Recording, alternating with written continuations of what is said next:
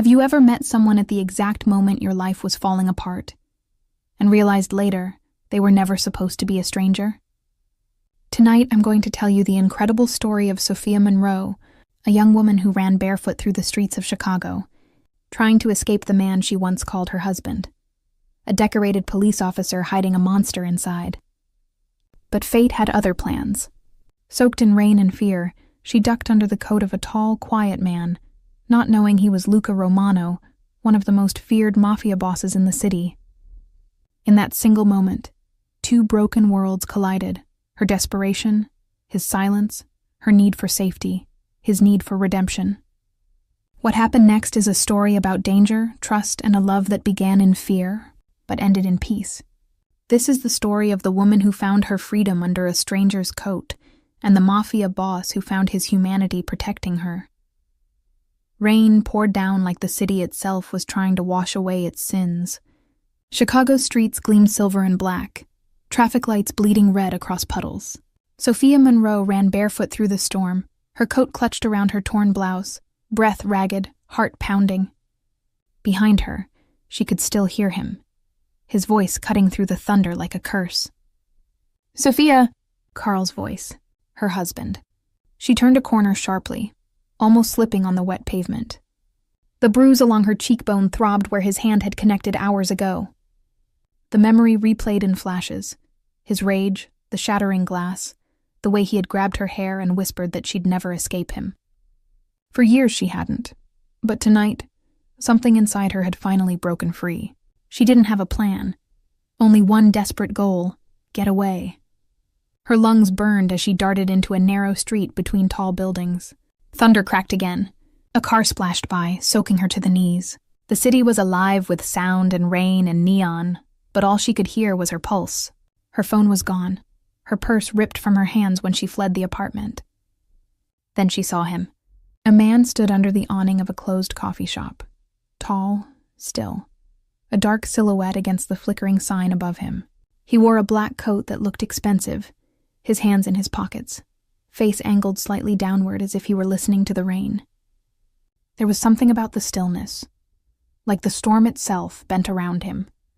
Sophia's mind screamed that she should keep running, but her body was already moving toward him. She had seconds before Carl turned that corner. "Please," she gasped, stumbling to him. Her voice shook, breathless and raw. "Please help me. Don't let him see me."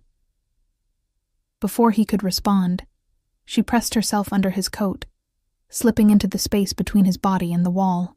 The fabric smelled of rain and something rich, cedar and smoke. She hid her face against his chest, trembling uncontrollably. For a heartbeat, the world went completely silent. Then she felt it, a firm arm coming around her back, drawing her closer. The man didn't ask questions. He simply shifted his stance, pulling his coat wider so it enveloped her completely. Footsteps echoed down the alley. Carl's. The stranger straightened, his grip tightening subtly around her waist. Sophia could feel the tension in his muscles, the steadiness in his breathing. Through the pounding rain, she saw Carl's reflection flicker past the glass window. The man's body blocked her completely. Carl slowed, scanning the street, cursing under his breath. He was close enough that Sophia could smell the whiskey on his breath even from behind the coat. "Did you see a woman come this way?" Carl demanded. His voice was sharp, authoritative, cop voice. The stranger's reply was smooth, deep, and calm. "No one came this way." Carl hesitated, squinting. "You sure?" The man tilted his head slightly, just enough for the light to catch his eyes. Cold, commanding blue. Positive. Something in his tone carried weight, the kind that made even an angry man think twice. Carl muttered something and turned away, disappearing into the storm. Sophia didn't breathe until the footsteps faded. Her knees gave out, and the stranger's arm caught her easily. He steadied her, his hand surprisingly gentle against her arm. "It's over," he said quietly. "You're safe now." She looked up for the first time. His face was striking, sharp jawline, short dark hair slick with rain, a few days' stubble lining his jaw. His eyes, even in the dim light, were the clearest shade of blue she had ever seen, and they were studying her, not with judgment, but with curiosity. She swallowed hard. "Thank you. I I didn't mean to. He shook his head. Don't apologize. He shrugged off his coat and draped it around her shoulders. You're freezing. She blinked at him, shivering as the warmth of the fabric enveloped her. I just needed to hide, she whispered. I didn't know where else to go. He watched her for a long moment, as if weighing something in his mind. You're bleeding. Her gaze followed his to the cut on her arm. She hadn't even felt it through the adrenaline. It's nothing, she said, but her voice betrayed her exhaustion. Come on, he said finally, turning toward a black car parked across the street. You can't stay out here. I can't, she stammered. If my husband finds me. He opened the car door and looked back at her. He won't. Not tonight. The certainty in his voice made her chest tighten. Against every instinct screaming that she didn't know him, Sophia followed. She slid into the passenger seat, clutching his coat tighter around herself. The car's interior smelled like leather and rain. He got in beside her, the quiet hum of the engine cutting through the storm. She stared at his hands on the steering wheel, strong, deliberate, steady. Where are we going? She asked softly. Somewhere he won't find you. She hesitated. Why are you helping me? He glanced at her briefly, his expression unreadable. Because you asked. The simplicity of it made her throat ache. She turned to the window, watching the city lights blur past as they drove through the rain. Her mind screamed to ask more, to demand who he was, what he wanted, but exhaustion won. Her eyes fluttered shut. When she woke again, the car had stopped. The rain had slowed to a drizzle.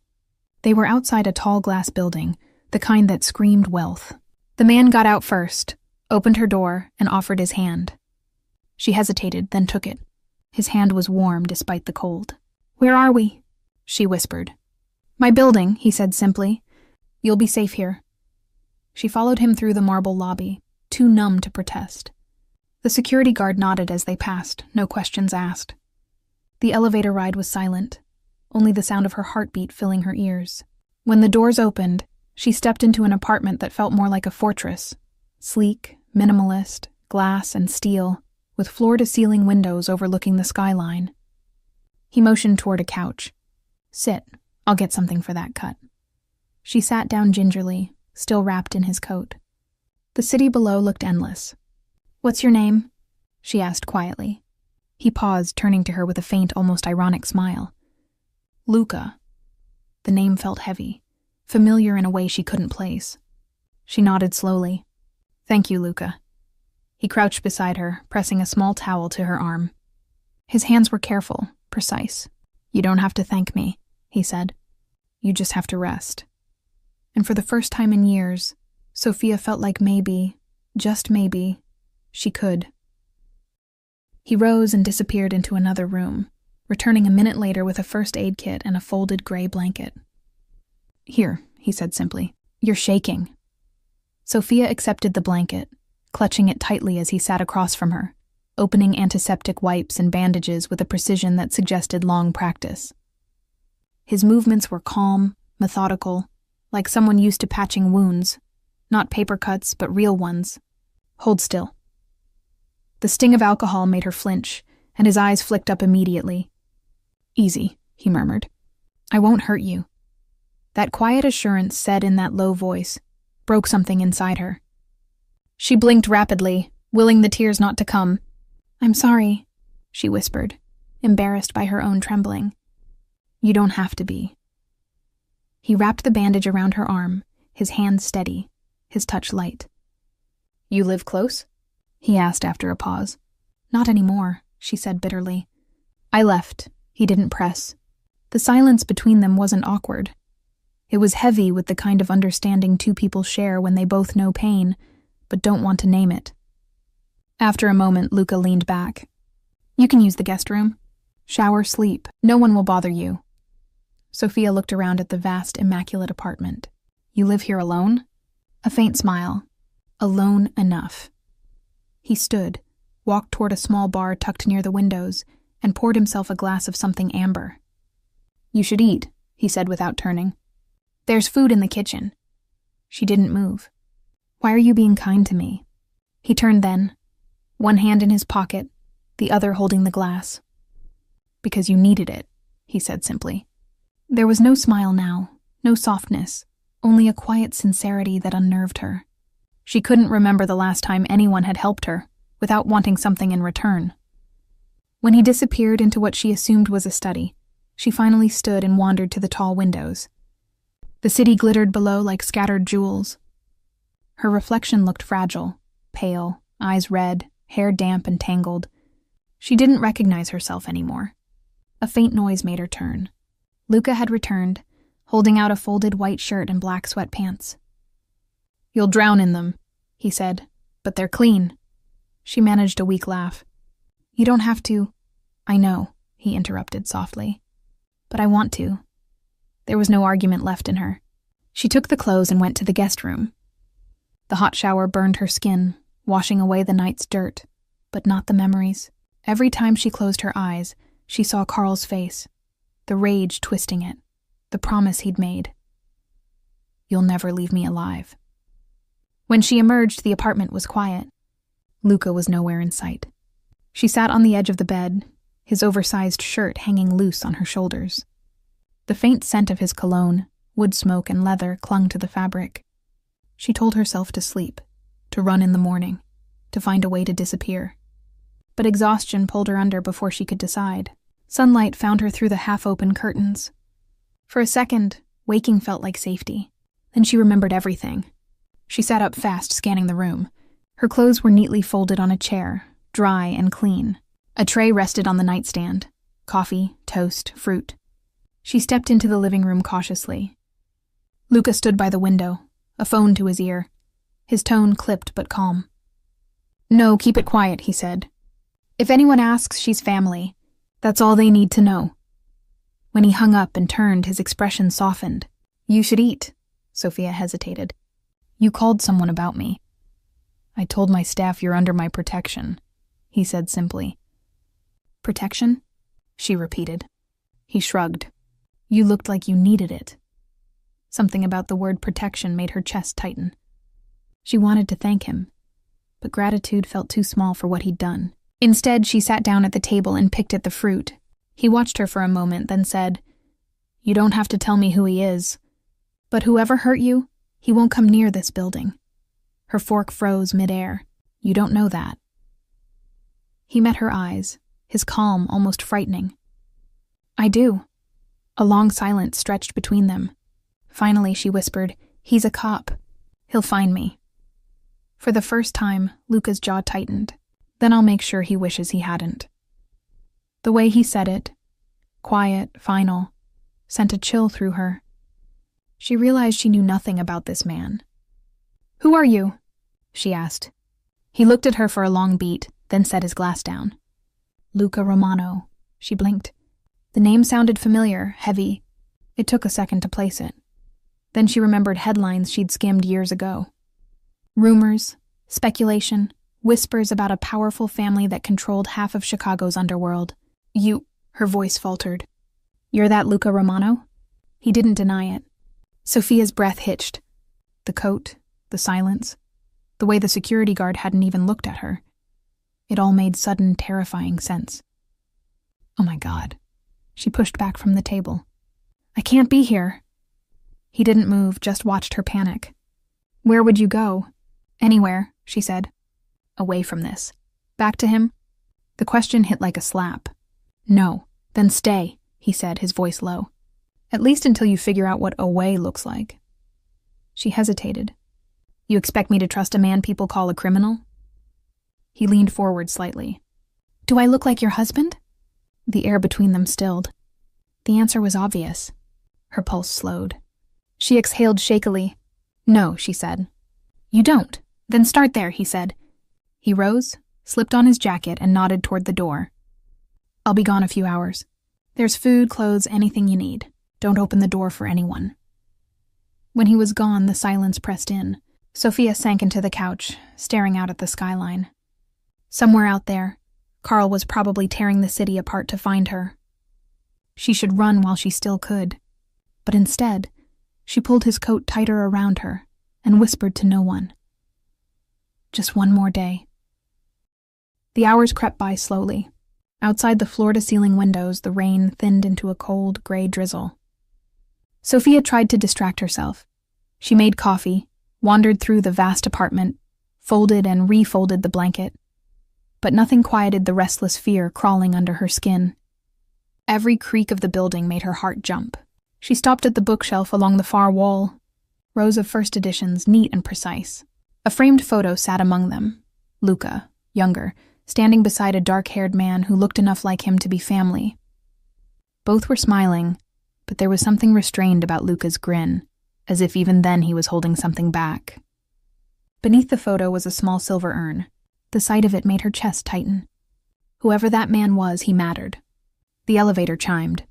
Sophia froze. A keycard swipe. The soft roll of wheels on marble. For one sharp second she thought it was Carl, that he had found her. She grabbed the first thing within reach, a heavy crystal decanter, and held it up like a weapon. Then Luca's voice. Easy. Her shoulders sagged with relief.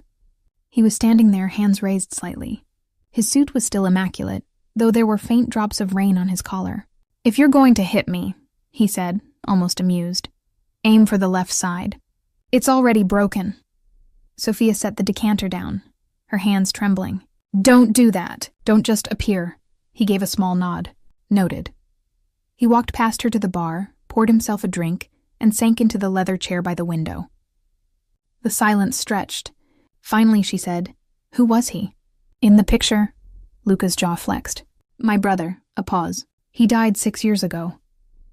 "I'm sorry." He glanced at her, as if weighing whether she meant it, then nodded once. "Me too." Sophia hesitated, then asked, "Was it your world?" He didn't answer directly. He wanted out. I didn't stop him soon enough. His gaze drifted toward the skyline. In this city, there are only two kinds of people. Those who own the fear and those who live inside it. She shivered. "And which one are you?" Luca looked at her fully now, his eyes like a storm caught in glass. "I used to think I owned it." He stood, crossing to the kitchen. "You should eat. You look like you haven't slept in days." "I can't," she said quietly. "Every time I close my eyes, I see him. The husband." Sophia nodded. Luca leaned against the counter. "You could press charges." She laughed bitterly. "He is the police." That drew silence. Then, softly, Luca said, "Then we do it another way." Something in his tone sent a chill down her spine. "What way?" He set his glass down, eyes unreadable. "You let me handle it." She stared at him, searching his face. "You mean, kill him?" He didn't reply, which was answer enough. "No," she said quickly. "No, I don't want that. I just want to be free." He stepped closer, stopping when she flinched. "Freedom doesn't come by asking nicely, Sophia. It's not your decision." "Then make one," he said quietly. "Run if you want, but he'll find you again. He'll keep finding you until someone stops him." Her throat worked. "And that someone is you? I keep my promises." The certainty in his voice frightened her almost as much as Carl's temper.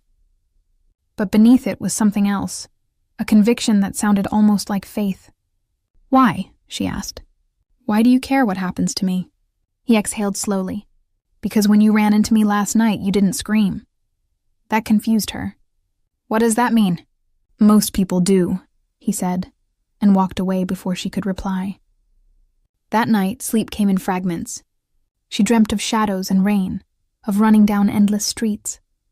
She woke to thunder again, her heart pounding. The city lights flickered across the room. From the living area came a faint sound, Luca's voice low and sharp. He was on the phone. "No, Dante, no one touches her. I don't care what he did in uniform." He breathes another threat. He disappears. Quietly. Sophia sat frozen. No one touches her. The words echoed through her mind. She should have felt safe, but instead, she felt a dangerous pull, a warmth that terrified her more than the threat itself. She lay back down, eyes fixed on the ceiling, listening as his footsteps passed the doorway.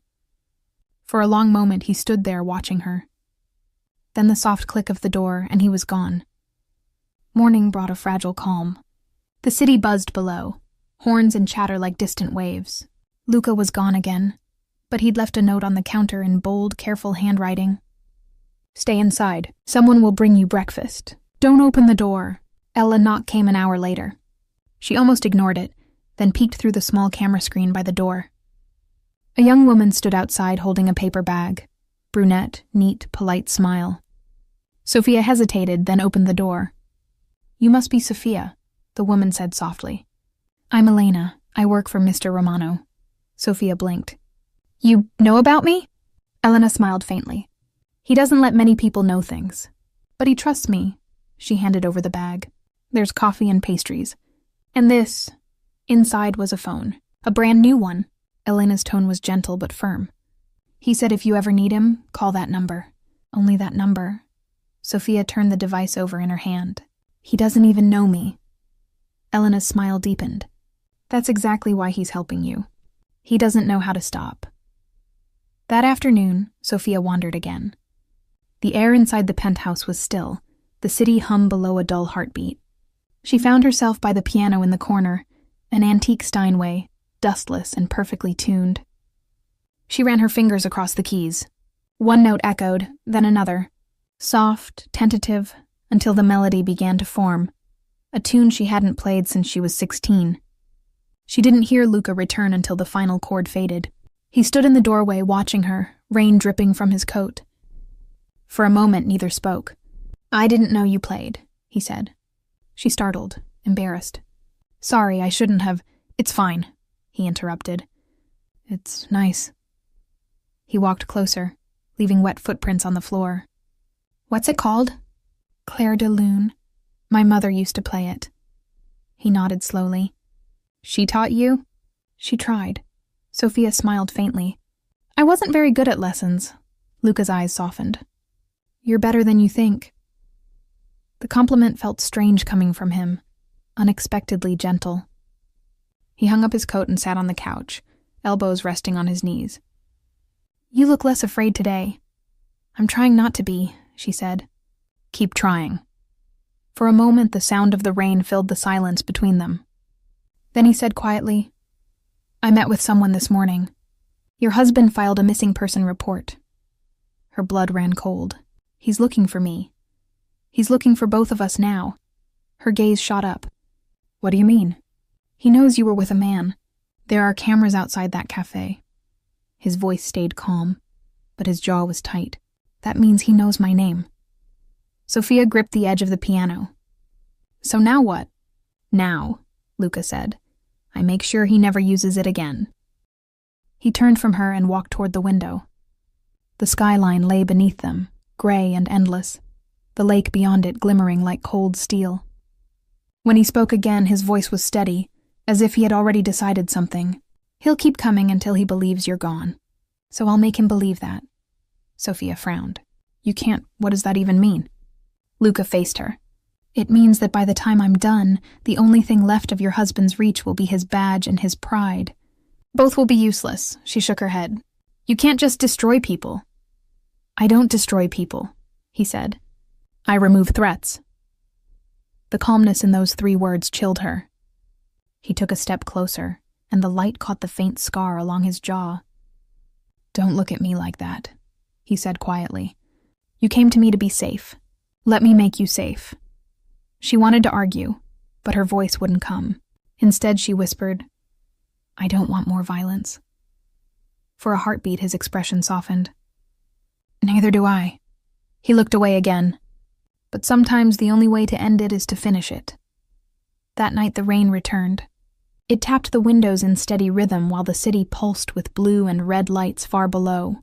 Sophia couldn't sleep. Every time she closed her eyes, she saw Carl's face, but now another image intruded. Luca, silent, watching the storm as if it belonged to him. She rose, wrapping herself in the blanket, and stepped into the living room. He was still awake, of course, sitting on the couch with a glass of water in his hand, tie loosened, sleeves rolled to his forearms. The lines around his eyes looked deeper in the dim light. "You should be in bed," he said without looking up. "So should you." He smiled faintly at the retort. "Touché." Sophia hesitated near the piano. "You said you lost your brother. What happened?" For a long moment, only the rain answered. Then he said, He tried to get out, wanted to build something clean. I told him I'd follow, but I didn't. He was shot 6 months later. I'm sorry. Don't be. He made his choice. I made mine. She crossed to the window, standing beside him. You really think people can't change? He turned his head toward her. You changed? Yes. She looked down at the street. I left. That's not change, he said softly. That's courage. The compliment caught her off guard. You talk like you've seen it all. I've seen enough to know courage when I see it. Their eyes met. The air between them felt fragile and alive, charged with something she didn't want to name. He reached out, brushed a strand of wet hair from her face. You can stay as long as you need, he said. Thank you. Don't thank me. His voice lowered. I'm not the good man you think I am. I don't think you're good, she said quietly. I just think you care. That silenced him. He looked away, as if the words had hit somewhere he didn't expect. By morning, the decision he'd spoken of was already in motion. Luca met Dante in the garage, his oldest friend and lieutenant. 2 men outside her husband's precinct, Luca said. Nothing loud. I just want eyes. Dante frowned. You sure about this? She's not like the others. If she finds out, she won't, Luca cut in. And if she does, she'll understand. Dante studied him. You're changing, boss. Luca didn't answer. He just looked at the storm drain where last night's rain still pooled, reflecting his face back at him. Maybe that's the point. Sophia spent the day pacing the apartment, restless. She needed to do something, anything, to feel like herself again. When she finally found a small sketchbook and pencils near the bookshelf, she sat by the window and began to draw. At first her hands shook, but slowly the line steadied. By the time the sun dipped behind the buildings, a faint smile touched her lips. On the paper was the outline of Luca's window view. The city lights, the lake, the storm clouds breaking. She didn't hear him come in. That's good, he said from behind her. She startled, then relaxed. You shouldn't sneak up on people. I wasn't sneaking. He leaned down to see. You made it look peaceful. Maybe I just wanted to see it that way. He looked at her, the corner of his mouth twitching. You think I could ever be peaceful? You could try. Wouldn't suit me. It might surprise you, she said. Something unreadable passed through his eyes. He set a small box on the table. What's this? She asked. New passport, he said. New name, if you want to leave the country. Her breath caught. You did this? You said you wanted freedom. I'm giving it to you. She opened the box. Inside lay a passport, crisp bills, a phone. The name read Sophie Lane. Her hands trembled. You could get in trouble for this. I've been in trouble my whole life, he said. At least this time it's for something that matters. She looked up at him. Why are you doing this for me? He met her eyes. Because the night you ran under my coat, I realized what it looks like when someone still believes they deserve to live. Later, as dusk bled into night, Luca's phone buzzed. He listened for a few seconds, face tightening. When he hung up, he turned toward her. Your husband's on the move. He's asking about me through people he shouldn't. Sophia's stomach nodded. You said you'd make him stop. Without killing him. I will. How? He didn't answer. He just grabbed his coat. She caught his arm. Luca, please. Don't become what he is. He paused. For a second, she saw the conflict flicker in his eyes. Then he said quietly, sometimes the only way to stop a monster is to remind him he's not the only one. He walked out before she could stop him. He found Carl Monroe outside a downtown bar, the kind that hid cops who didn't want to be seen drinking. Luca stepped out of the shadows as Carl lit a cigarette. The detective froze, hand going instinctively toward his weapon, but Luca was faster, just one step closer, a quiet command in his posture. I know what you've done, Luca said. And I know what you'll do if I let you. Carl sneered. You think you can scare me? I'm the law. You're the reason she's afraid of every sound in her own house. Carl laughed, but it was thin. She's mine. Luca's eyes went cold. Not anymore. He stepped forward, lowered his voice. You're going to sign the papers. You're going to walk away. You're going to forget she ever existed. And if I don't? Luca leaned close enough that Carl could smell the rain on his coat. Then every man in this city will know what kind of cop you are. What you do behind closed doors. Carl's face blanched. You can't prove— I don't need proof, Luca said. I just need people to believe. The silence that followed was enough. Carl's hand trembled around the cigarette. You're insane. No, Luca said. Just thorough. He turned and walked away, leaving the detective staring after him, the ember of his cigarette dying in the rain. When Luca returned hours later, Sophia was sitting by the window, wide awake. She rose the moment he entered. Where were you? He removed his coat, eyes weary. Handling it. Luca? He won't bother you again, he said simply. She searched his face. Did you hurt him? No, he said, but he'll wish I had. The tension in his shoulders eased only when she stepped forward and took his hand. You didn't have to do that. Yes, he murmured. I did. For the first time since she'd met him, his voice trembled, not from anger, but from something dangerously close to tenderness. They stood like that for a long time, hands linked in the hush of the high room, the city breathing below them. Sophia felt the tremor leave his fingers slowly, like a fever breaking. She didn't know what tomorrow would bring, but for the first time in years, she wasn't bracing for the next blow. She could simply stand. In the morning, the world tried to return to ordinary. She made coffee that was too strong and burned the toast. He pretended not to notice and ate it anyway. She asked if he had always lived here. He told her he hated the height, but liked the quiet. She washed the dishes, sleeves rolled up, and caught him watching her with a puzzled expression, as if the sight of someone at his sink felt more dangerous than any gun. He left mid-morning with a stack of papers tucked beneath his arm. I'll be back before dark, he said. You're safe here. Elena will stop by. What if he comes? She asked, meaning Carl, but also every shadow from her past. Then he'll meet his future, Luca said, and was gone.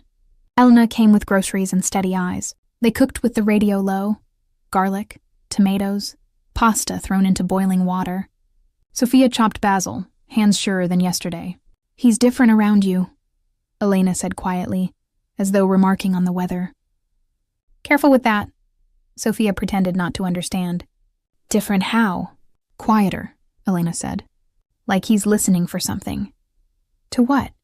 Maybe the first good thing in years. Sophia wanted to push the idea away, but it lodged beneath her ribs.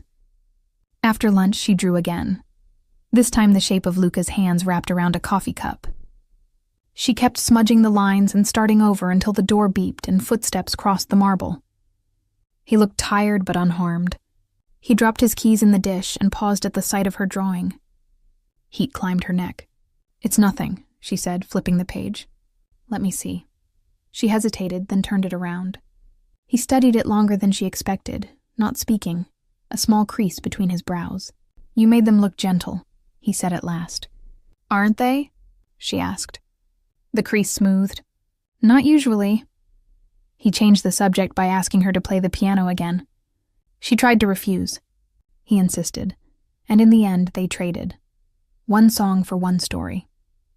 She played faltering Debussy and told him about the summer her mother taught her all the white keys first, because black looked too serious for a child. He told her how he and his brother used to steal oranges from a market and eat them on the steps, juice running down their arms, certain they were kings. The second song came easier. The second story came harder. How his brother bought him a suit for his first meeting. How the fabric felt like a promise he didn't deserve. I'm not proud of who I am, he said, not looking at her. But I know how to be him. You can learn someone else, she said, almost in a whisper. He shook his head slightly as if refusing grace. Still, that night he slept on the couch across the room instead of in his bed down the hall, as if his body had decided to keep watch near her in a way his mind wouldn't name. The next morning, the calm broke. Dante arrived with news that settled like ash. Internal Affairs is sniffing around your name, he told Luca near the kitchen island, eyes flicking to Sophia in apology. And Caruso's people. 2 cars circling blocks they don't own. Your message to the detective bounced into the wrong ears. Sophia went cold. Caruso? A family that thinks everything soft is leverage, Luca said simply. He reached for his phone, then stopped, looking at Sophia. Pack a small bag. I thought you said, you're safe here until you aren't, he said. And today you aren't. He moved with precise calm, calling for an unmarked car, dropping a note to Elena, palming 2 phones into his pocket. In the guest room, Sophia folded clothes with shaking hands. A thought kept pressing through the fear. The way his gaze had softened when she drew his hands. The way he ate burnt toast. The way he said pack like an apology. They left through the service corridor, down a freight elevator that smelled like oil and dust. The car was plain, dark, forgettable. Dante drove. Luca sat beside her, one hand resting on the center console as if his fingers could keep the world from sliding off the road. The city unfurled, then thinned, warehouses giving way to older streets near the river. When they finally stopped, it was in front of a brick building with a faded sign and nothing else to recommend it. Why here? She asked as Luca unlocked a side door. Because no one looks twice at a place everyone forgot, he said. Inside was a different world. Hushed, cool. A loft with wood beams and soft lamps. 2 rooms and a kitchen that looked used.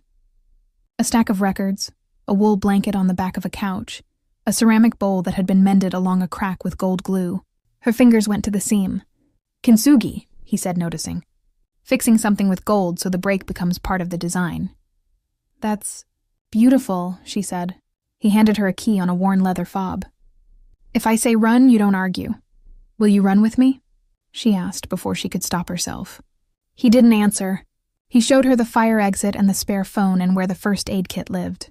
He cooked eggs badly and pretended they were good. She pretended to believe him. The quiet between them was a kind that felt chosen. Night thickened early along the river. Rain threatened again, then decided to hold. Luca double-checked the window locks. Dante walked a perimeter and didn't like what he found. A car that had passed twice too slowly. A man in a cap who didn't look up when a siren went by. Company, Dante said, stepping inside. Not ours. Luca's body stilled. He looked at Sophia. Back room. Lights off. His voice had shifted, not cruel, not loud. Steel under velvet. She obeyed. Every nerve remembering old drills learned in fear, her body moving before her mind caught up. In the dark she could hear them. Footsteps in the hall outside. A quiet knock that didn't belong to a neighbor. The polite scrape of danger rehearsing patience. Luca opened the door on the second knock, chain still on. Closed, he said. We're not here to shop, a voice replied, low and amused. Mr. Romano, you've been hard to reach. Try harder, Luca said and closed the door. The third knock came with a hand on the frame and a shove. The chain held. The wood complained. Dante was there now. The click of safety off a small weapon, a whisper Sophia felt in her spine. The voice outside was patient. We could talk here, it offered, or in the kind of place where walls tell secrets. Luca didn't raise his voice. You're not invited. Silence stretched, then footsteps retreated. A car door opened and closed. Dante exhaled. They'll be back, he said. I know, Luca replied. He waited a full minute before he went to find her. She was in the back room, sitting on the floor beside the bed, hands pressed flat against the wood like a diver steadying herself underwater. He crouched, not touching, lowering his head to her level. They're gone, he said. For now. She nodded without lifting her hands. I hate this, she whispered. Hiding from the next knock. I know. I thought leaving him would make me brave, but all I ever do is wait. You ran, he said. That was the bravest thing you've ever done. She swallowed. If I stay with you, does the waiting end? He could have lied. He didn't. I can't promise that. Then what can you promise? He looked at her a long time, the blue of his eyes darker in the low light. That when it comes, I'm the one between you and it. Something in her breathing steadied. Something in his finally let go. She reached for his hand on the floor and laced her fingers through his. They sat like that until their legs went numb, and the quiet became less like hiding and more like rest. For 3 days the river building held. They learned each other's ordinary. The way she hummed without realizing when she made tea. The way he stood with his shoulder against a doorframe when he was thinking. How she bit the inside of her cheek when she was choosing between fear and anger. How his temper cooled faster when she touched his wrist. On the second night, she woke from a dream with her heart racing and found him already there in the doorway, one hand on the jamb, like some old story where the guardian never sleeps. She smiled in the dark before she could stop herself. "You look ridiculous," she whispered. "Go back to sleep," he whispered back. But the world never forgets a debt. On the fourth afternoon, while Luca took a call near the window and Dante pretended to read a newspaper he'd already memorized, Sophia's new phone buzzed. An unknown number. She stared at it until it stopped, started to put it down, and it buzzed again. Her thumb hovered, then pressed. "Hello?" A breath. Then Carl's voice, almost gentle. "Sophie." Her chest went ice cold. "Don't call me that."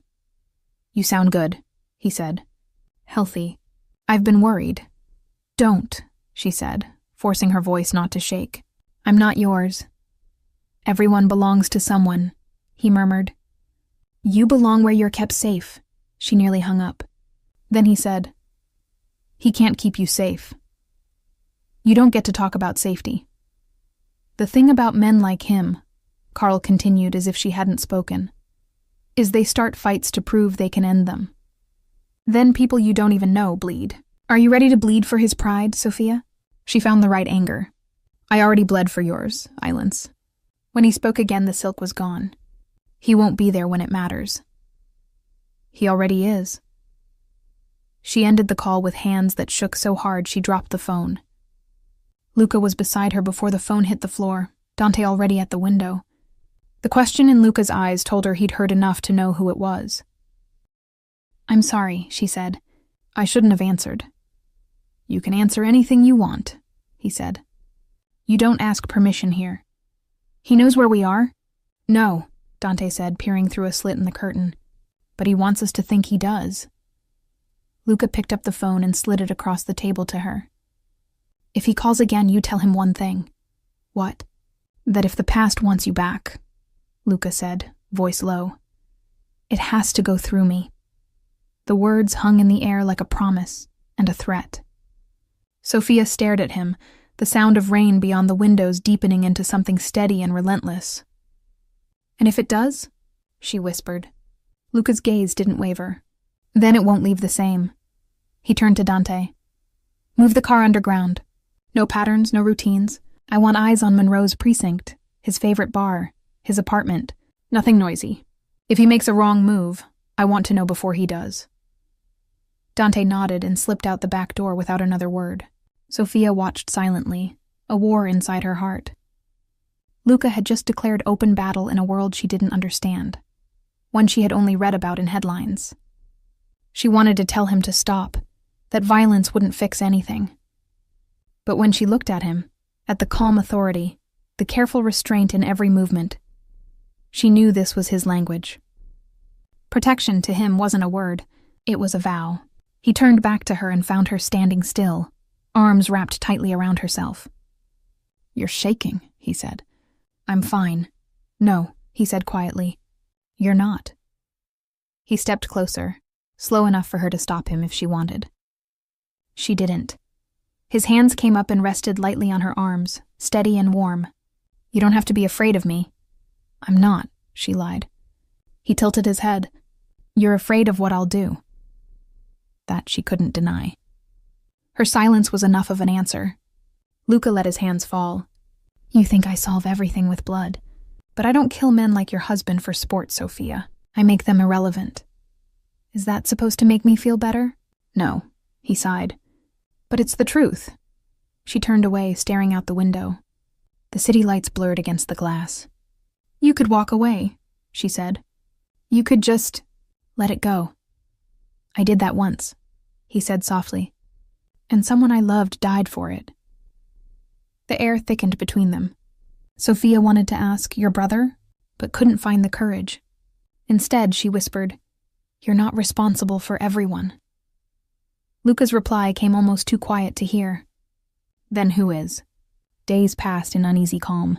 The threats didn't come, but the silence felt like a held breath. Every night, Luca made phone calls from the balcony, his voice a low hum against the sounds of the river and the wind. Every morning he was already awake, coffee in hand, the news on mute. Sophia tried to reclaim small pieces of normal. She cleaned, cooked, played the piano softly when she thought he wasn't listening. Once she even laughed at one of Dante's dry remarks, and Luca looked up sharply, as if the sound startled him. But the world outside hadn't forgotten her. 3 nights later, Luca left for a meeting. "An hour," he promised. "Lock the door behind me." She nodded, forcing a smile. When the elevator doors closed, the apartment felt too big, too quiet. She made tea, opened the window for air. That's when she heard it, the faint click of the fire escape. Her pulse froze. Another step. Someone was climbing. Sophia's first instinct was to grab the phone, but she remembered Luca's words. "If I say run, you don't argue." She looked around. No Luca, no Dante, no weapons, no time. The window lock twisted silently under a gloved hand. The glass lifted.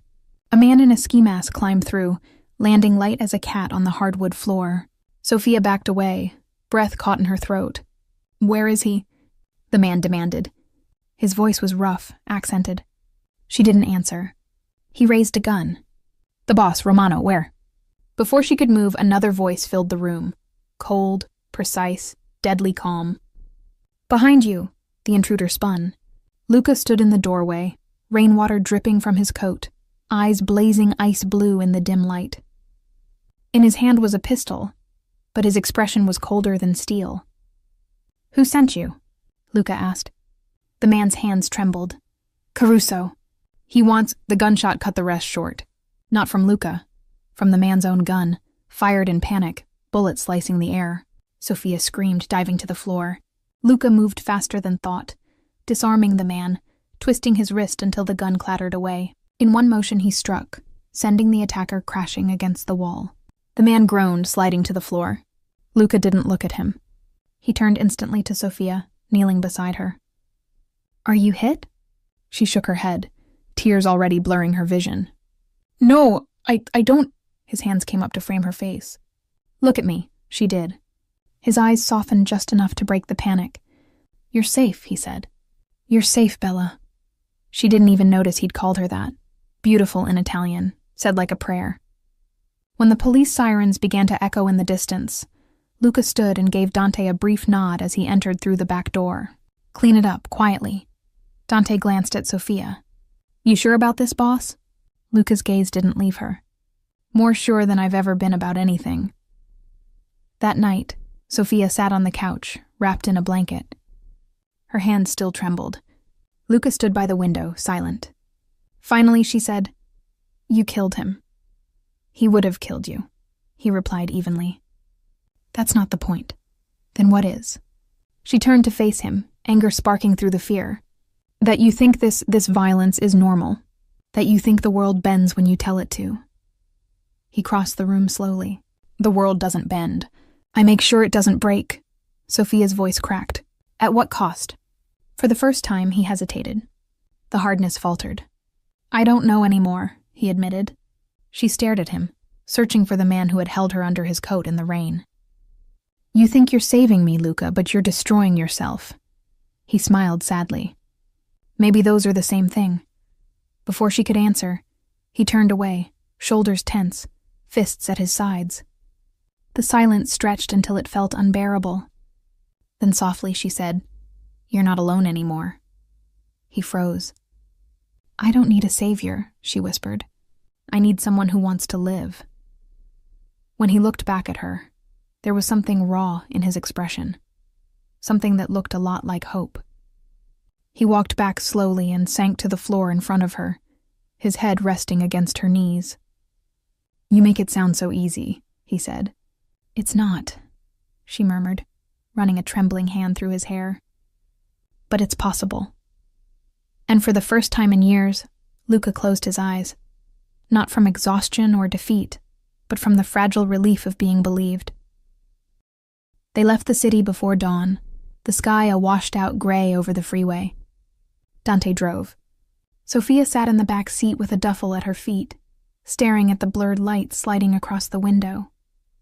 Luca rode beside her, silent, one hand braced against the door. No one spoke for miles.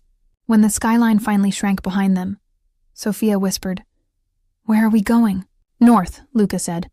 A place by the lake. It's quiet. Dante added without looking back. No cameras, no questions. She nodded, clutching the coat tighter around her. And then what? Then we breathe, Luca said. The cabin waited at the end of a dirt road, half hidden among birches and pines. A small dock reached out over still water. Inside, the air smelled of cedar and old smoke. Luca opened the windows, let the lake wind roll through, then set his gun on the counter and said, No business here. Sophia walked slowly through the single room. Wood stove, worn sofa, shelves lined with books whose spines had faded. You come here often? Only when I forget who I am, he said. You forget? Not enough. They ate whatever Dante found in the pantry. Canned soup, crackers, instant coffee. And afterward, Luca sent him to the nearest town for supplies. When the car disappeared down the road, quiet settled like dust. Sophia stood on the dock, arms folded, staring at her reflection trembling on the surface. Luca joined her after a while, hands in his pockets. You don't like silence, he said. It reminds me I don't know what comes next. You don't have to. She glanced up at him. You always sound like you have an answer. I've had years to practice sounding certain. Does it work? He smiled without humor. Sometimes. A breeze lifted her hair. The scent of pine wrapped around them. She turned back to the lake. I keep thinking about the night I ran into you, she said. If I'd gone the other way, you'd still be running, he finished. And I'd still be standing in the rain wondering what it feels like to be found. The words slipped out before he could stop them. They hung there, fragile and real. She didn't answer, only reached for his hand. He let her take it. Days blurred into a rhythm. They patched the leak in the roof together, cooked badly, laughed once or twice. Sophia drew again. Luca read from old books with pages yellowed at the edges. He started sleeping in the chair near the door, pistol on the table beside him. When she protested, he said, Habit.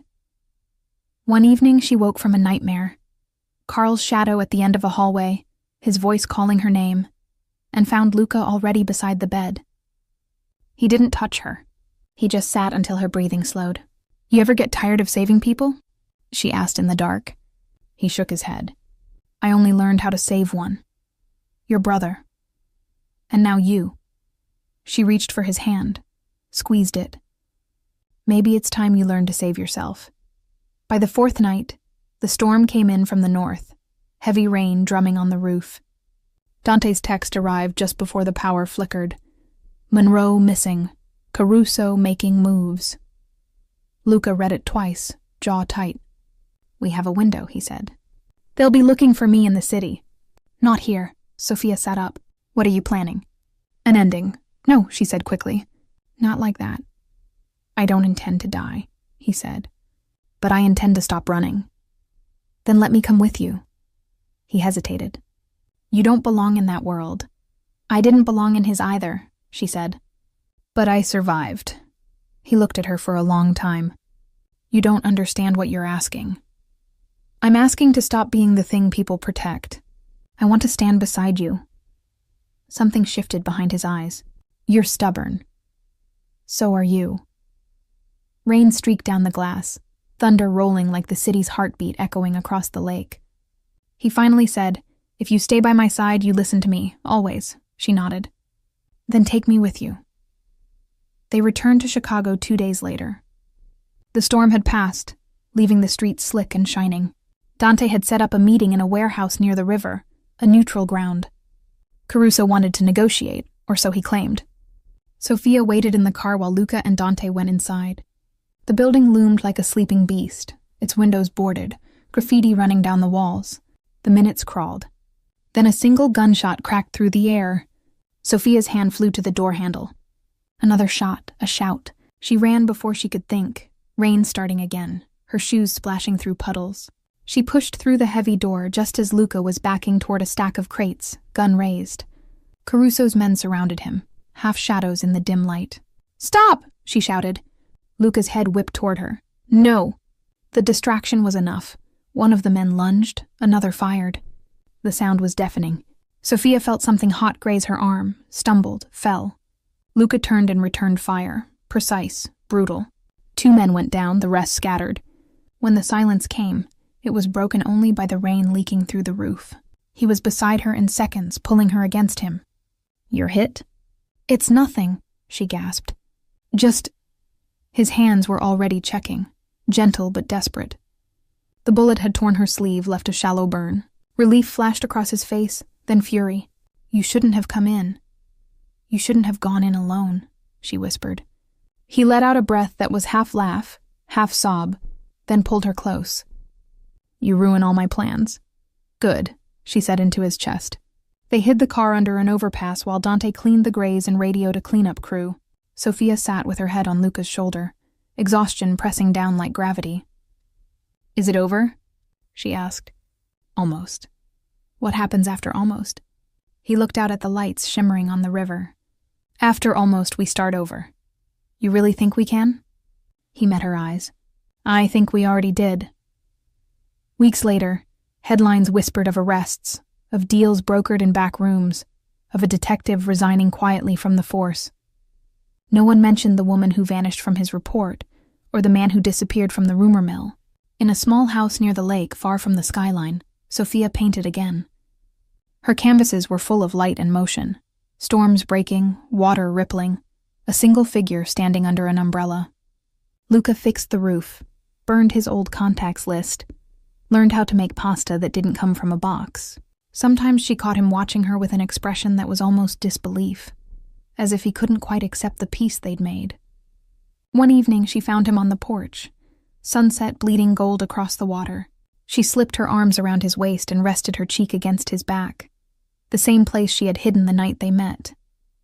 He covered her hands with his. "Still hiding?" he asked. "No," she said softly.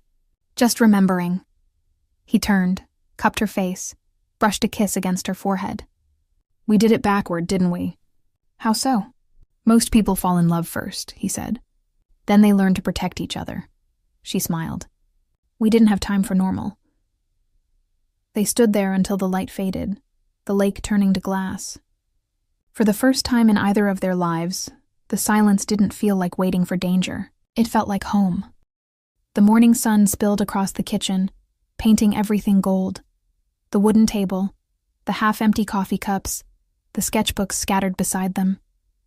Outside, gulls wheeled above the water, their cries sharp and clean. Sophia leaned against the counter, hair tied up, sleeves rolled past her elbows. Her hands smelled faintly of turpentine. She'd been working since dawn. Across the room, Luca stood at the stove, flipping pancakes with the precision of a man used to handling far more dangerous tools. "Those are almost edible," she teased. He glanced over his shoulder. "That's progress. Big step for a man who used to settle everything with threats." He smirked, set the spatula down, and poured 2 coffees. "Now I negotiate with syrup." She crossed the room and kissed his cheek. "Better weapon." For a moment they were quiet, the kind of quiet that felt earned. The radio murmured an old jazz tune. The lake beyond the window shimmered like polished metal. This house had become their world. No guards, no bulletproof glass, no secrets tucked into briefcases. Just mornings like this, small and ordinary, the kind neither of them had ever believed they'd deserve. Sometimes she still caught a flicker of the old wariness in him.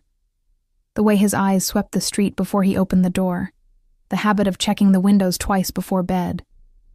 But it softened quicker now. The man who once ruled half the city by fear had learned to live without it. "You have paint on your face," he said. She touched her cheek, laughed. "Everywhere, probably." He handed her a napkin.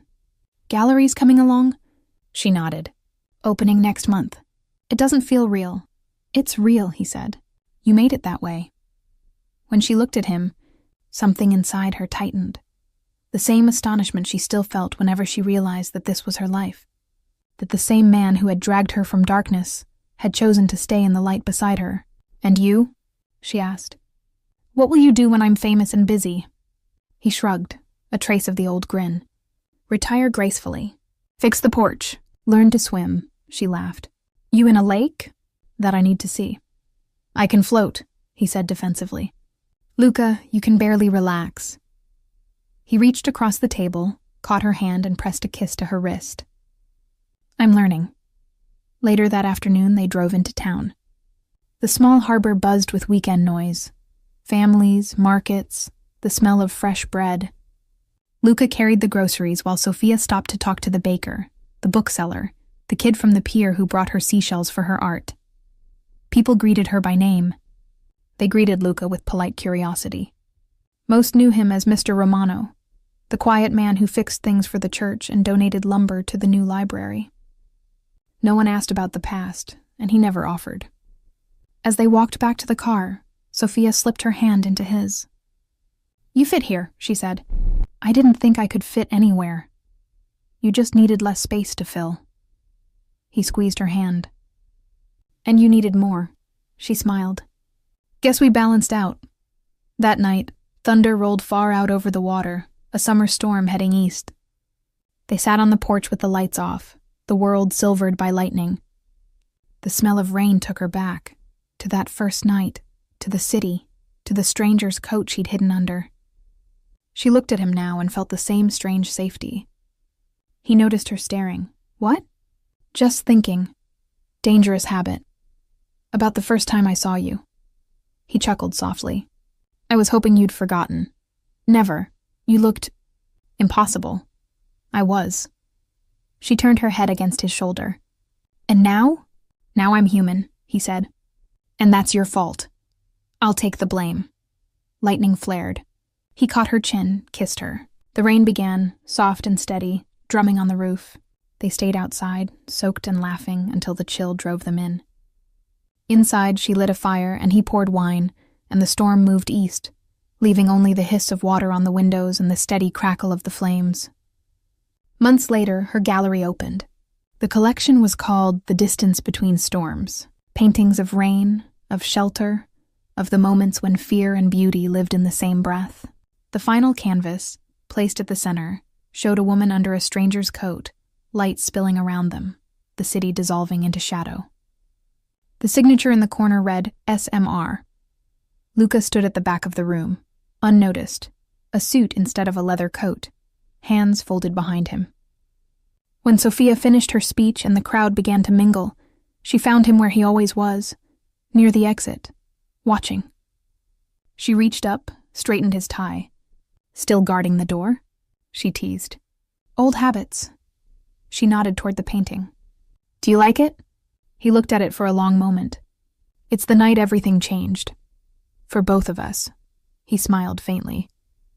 "You made it beautiful." "It already was," she said. "You just didn't see it yet." On the drive home, the city faded in the rearview mirror, replaced by open road and the first faint stars. He drove with one hand on the wheel, the other resting palm up between them. She slid her fingers into his. "Tell me something true," she said. He thought for a moment. "I used to think love was a weakness. And now? Now I know it's the only thing that makes men like me stop fighting." She smiled at the road ahead. "You're still fighting, though." "Only the ghosts," he said. "Winning?" "Most days." The headlights carved twin paths through the darkness, leading them home. The lake would be waiting, the porch light they never locked, the scent of cedar in the walls. No past knocking at the door, no coats needed for hiding, only the quiet knowledge that they had both survived the storm. And somewhere deep inside that calm, in the rhythm of tires against asphalt, and the faint hum of her humming beside him, Luca realized he had finally learned what peace felt like. Not the kind bought with fear or control, but the kind earned by choosing to stay. He looked at her, the woman who had once run under his coat and changed everything, and whispered, "Best wrong turn I ever made." She smiled without opening her eyes. "Best shelter I ever found." The road curved toward the lake, the sky opening wide, and together they drove into the kind of dawn that belongs only to people who have already lived through the night.